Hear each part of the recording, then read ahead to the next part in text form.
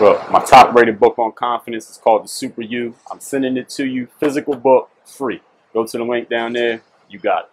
DreAllDay.com. Ladies and gentlemen, you are now tuned into the show where you learn the discipline to show up day after day to do the work, the confidence to put yourself out there boldly and authentically, and the mental toughness to continue showing up, doing the work, putting yourself out there, even when the success you've expected to achieve is yet to be achieved. And on top of all this, you get a huge dose of personal initiative. That's the go-getter energy that moves you to go make things happen instead of waiting for things to happen. Putting this all together, you get the mindset, the method, the podcast known as Work On Your Game. My name is Dre Baldwin, also known as Dre All Day. And ladies and gentlemen, I got a confession to make before we even get into today's topic. The confession is this: I got so much material right now, I don't even know where to begin. I got so many topics that I'm going to share with y'all here on this podcast that I don't even know which one I'm going to go with first. Let me take a look at what I got. All right, we're going to go with this one. I already knew that.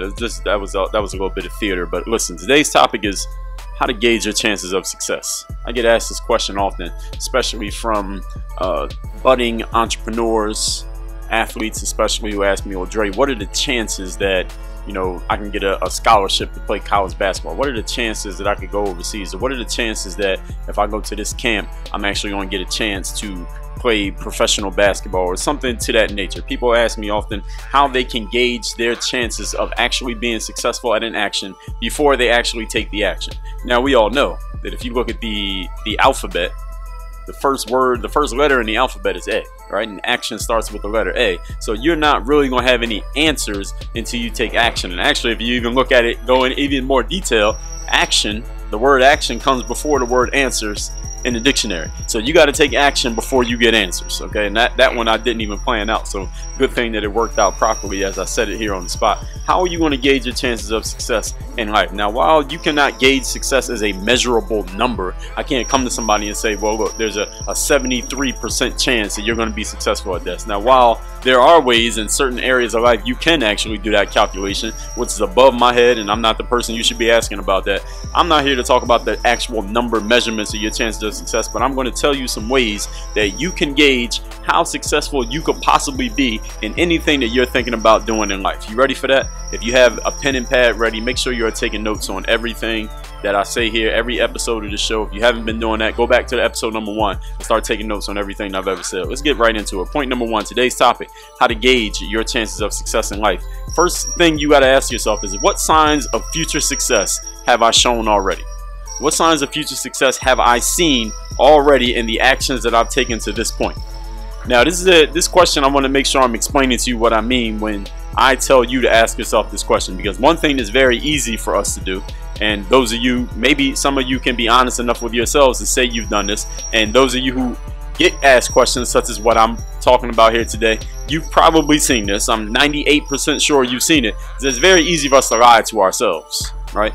Very easy for us to lie to ourselves and say, well, yeah, my signs of success have been this happened, and this happened, and this person said this, and this person told me I had game, and this person said that they would buy my product if I was to put it out. It's very easy for us to lie to ourselves, right? So I'm not here to ask you what signs do you have in your mind, because in our minds we all are celebrities and superstars, and everything's going to work out perfect. So here's a better question for you to ask yourself: if you had to sell an investor on your future in this thing that you're talking about, whether it's playing ball, starting a business, getting into a school, going on a date with this girl that you like, if you had to sell an investor on this, all right, you know they're not going to buy into your bullshit, because they're not your friend, they're not your family member, they're not your mom, they don't care about your feelings, so you got to sell them on this. If you were on Shark Tank trying to sell your future in this area to one of those sharks, what do you offer as evidence of your future success?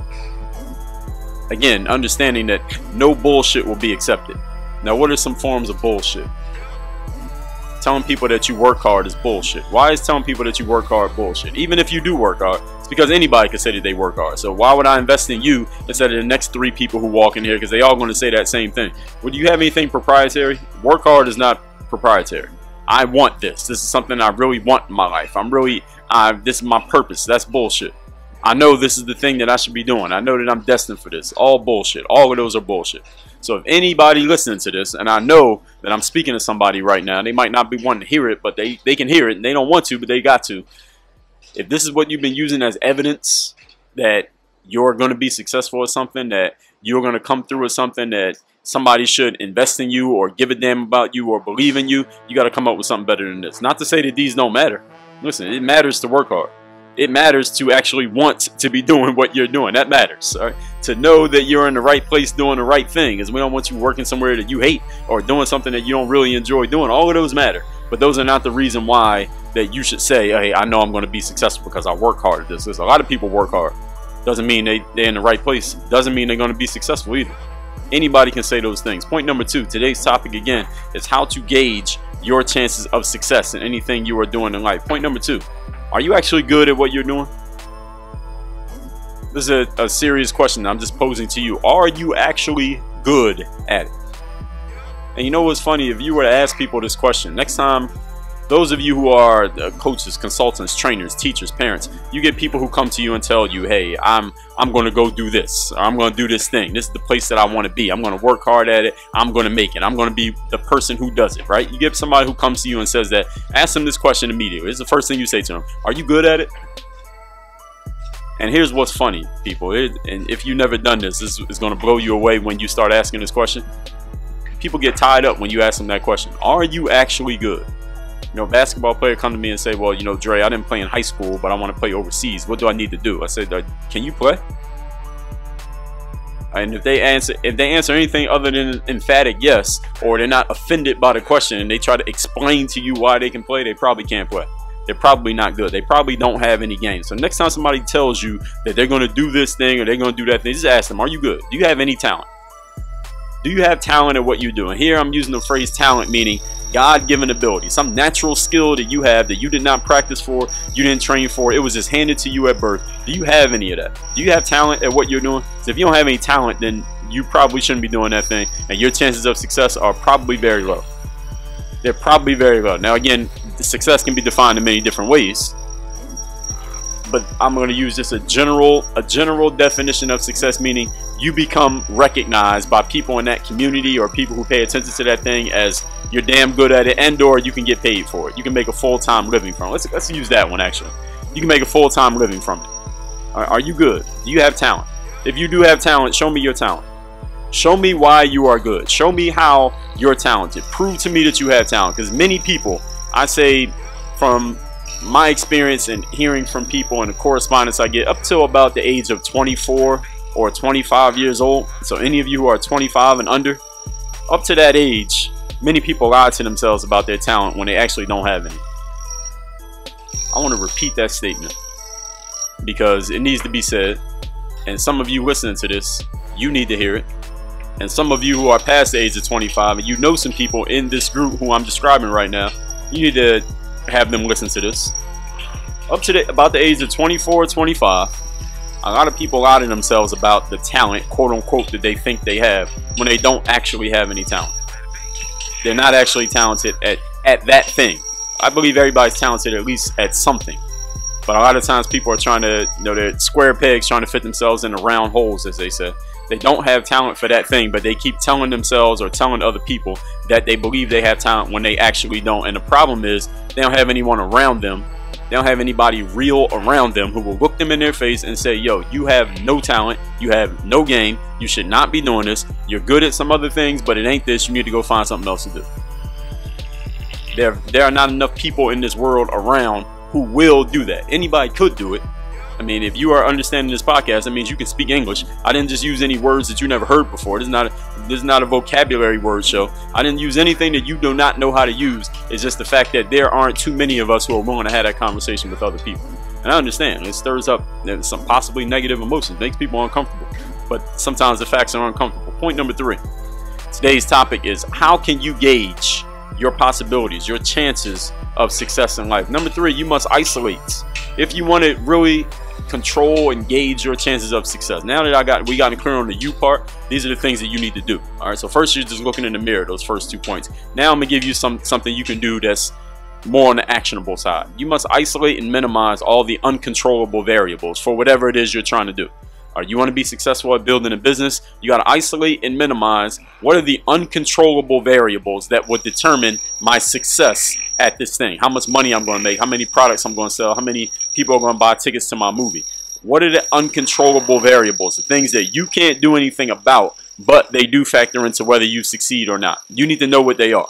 You need to lay these down. You need to get a pen and paper and write down so you know what you can control, what you can't control, how much they matter, and what you could possibly do about them to minimize its effect on your success if it's not going to be working for you, or if it possibly doesn't work for you.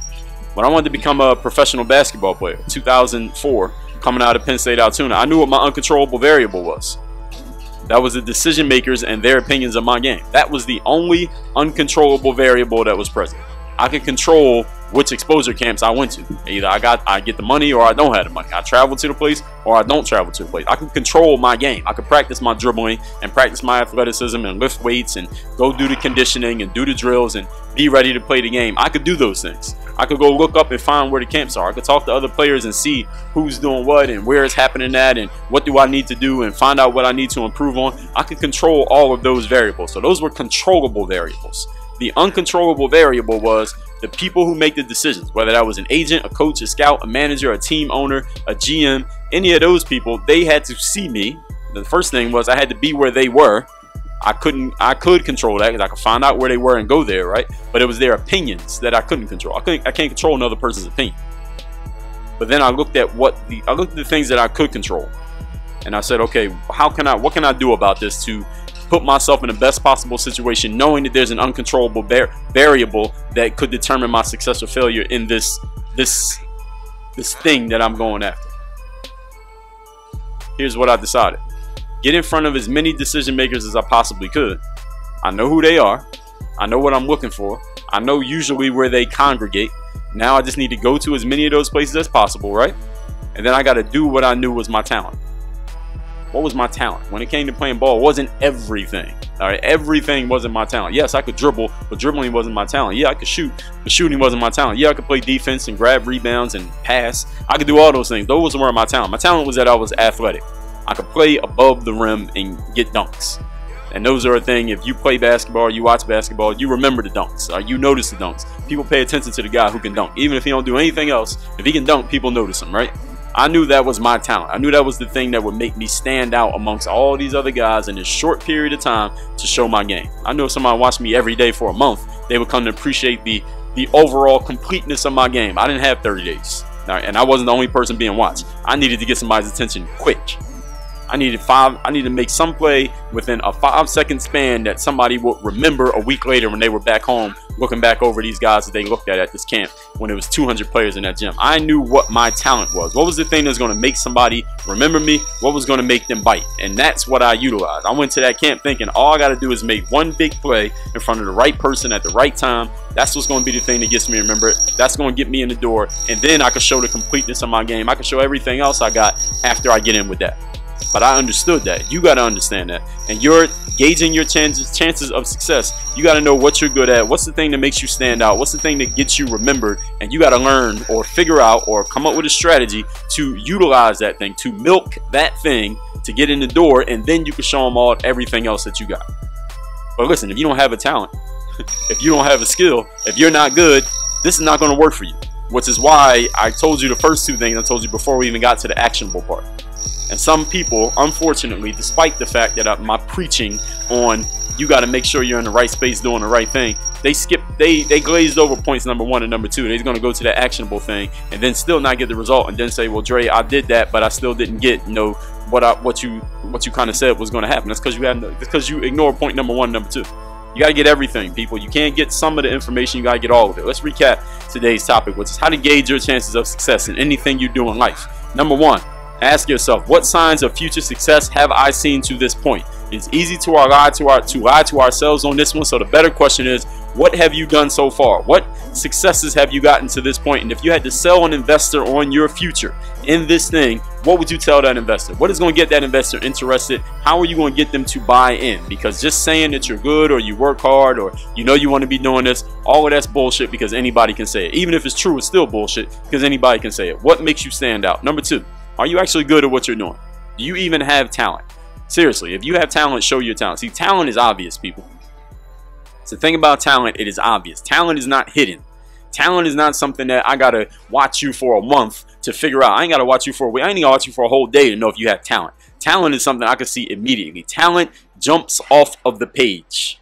All right, there's talent written down on paper. The talent jumps off the page. There's talent on a screen. The talent's going to jump off of the screen. If I'm watching some basketball players, it could be 30 of them in the gym, and one guy's just super talented amongst everybody else. I'm going to notice him. It will be the one thing that everybody notices, even if he's not trying to.